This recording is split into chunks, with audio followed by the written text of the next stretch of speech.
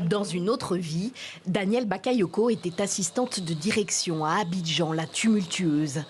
Il y a 2 ans, la trentenaire pose ses valises ici, à Blo-les-Quins, dans l'ouest rural de la Côte d'Ivoire, et se lance dans la menuiserie. Elle ne regrette rien.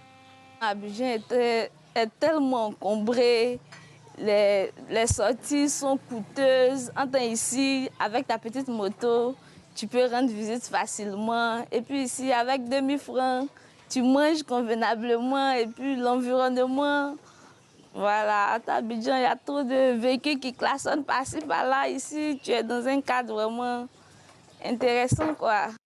La chef d'entreprise fait travailler des apprentis.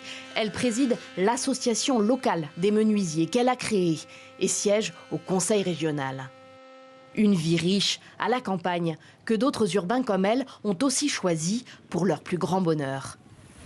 À 200 km de là, Abou Fofana est devenu le premier producteur et transformateur de viande et d'œufs de Sanguiné, près de Mans, la plus grande ville de l'Ouest ivoirien. Sanguiné et ses 63 000 âmes, il y est né avant de partir étudier à Abidjan.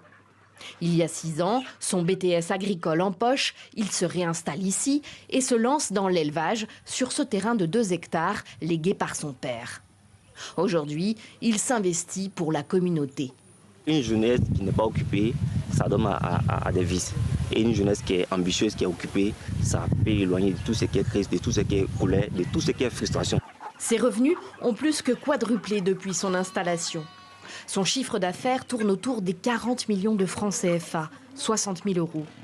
La preuve qu'il est possible de développer cette région rurale de l'ouest de la Côte d'Ivoire, encore très pauvre. Ancien Abidjanais lui aussi, Zéphirin Foro a déménagé il y a 10 ans à Sanguiné. Il possède plusieurs débits de boissons et alimente les maquis du coin. C'est une région fertile, tout marche. Ça dépend maintenant de la jeunesse pour se mobiliser pour faire quelque chose. Moi, souvent, quand je suis assis, j'attends la jeunesse dire qu'il n'y a pas de travail, ça me touche. Alors qu'il y a beaucoup de choses ici qu'on peut faire et puis ça va évoluer. Tout ici, tout marche.